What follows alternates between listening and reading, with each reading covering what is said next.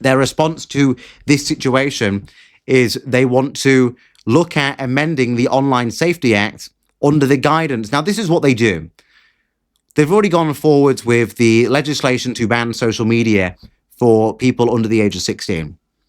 And now they're looking at expanding that, which doesn't make any sense because you're going to ban social media for children anyway. But now they're looking at expanding that where all phones must have some form of spyware on them regarding Apple, Google. People like Musk must install spyware onto mobile devices so that the government can track indecent images. Now, that is the forefront of what they're pretending it is. What it really means is they want to watch what you're doing. This is the kind of technology that police use when they seize your phone. What they do is they will download a backup of your phone so they have an understanding of everything you've ever done on it. Even if it's been deleted, there is still a data trace that they can go back to.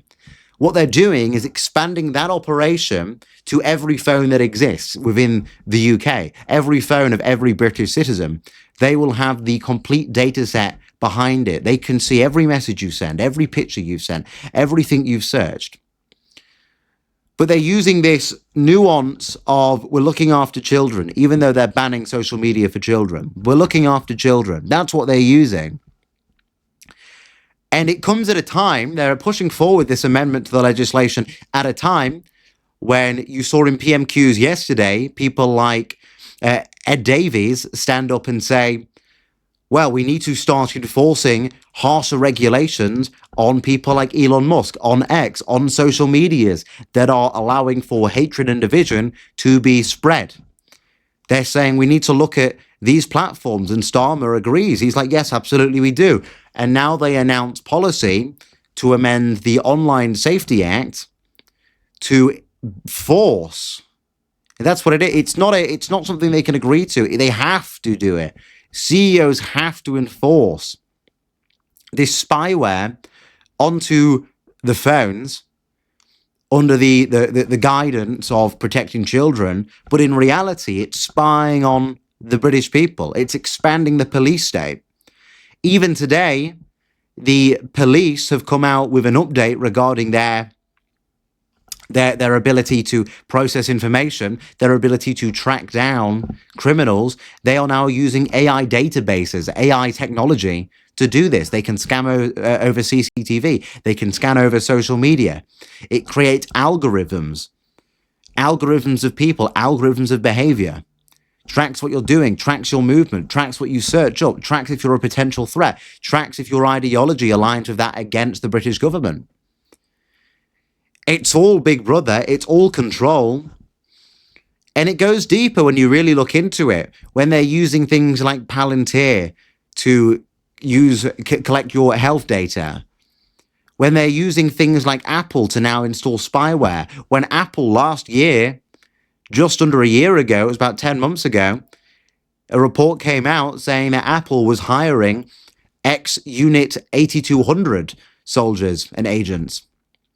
Unit 8200 is the welfare, the device system which is ran by the Israeli government. They are the cyber warfare department. That's what I was looking for. The cyber warfare department. This is spying. It is complete spying. It's spying by foreign companies. Apple is a foreign company. Samsung is a foreign company. They may sell here in the UK. It's foreign companies. They're employing ex-Israeli agents that work for the cyber warfare. Why can I not fucking say that? Cyber warfare. There you go. Department in Israel. It is tyranny. It is a form of control over everything you do under the guidance that they're simply just trying to look out for kids. Well, I don't know what you think, but I think that what looks out for kids more? Spying on everybody's phone or deporting every single foreigner who have a higher level of committing sexual crimes.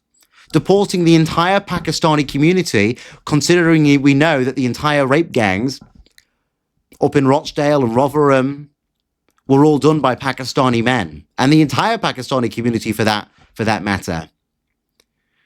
What do you think does more? Employing this kind of spy welfare all over the UK on every single person, or getting rid of the people, the foreign nationals that have a 71% more likelihood of committing a sexual offence. What do you think does more? If they actually cared about the children, they'd be looking at the future for the children. If they actually cared about the children, they would be looking at the systems, the people in charge, the people that are in our country, the education system, which is indoctrinating kids. They'd be looking at all of that, but they're not. They're defending all of that. They defend all of that through legislation. That's defended through the Public Order Acts. That's defended through the Equality Acts. That's defended through the Race Relation Acts. Everything that actually harms children, they are defending that and saying it's about equality, it's about diversity, it's about tolerance, it's about acceptance.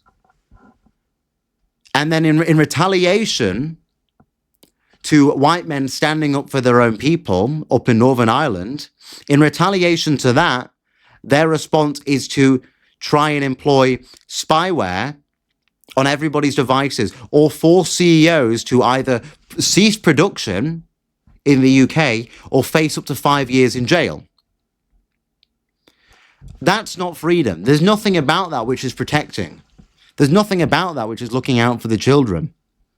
That's all a mask. That is all a mask. That is all a mask of control. That is a mask to sell off your data. That is a mask of people like Palantir, Peter Thiel, Israel with facial recognition, with Unit 8200. We already know that the facial recognition cameras in the UK, they're produced by a Japanese company called NEC.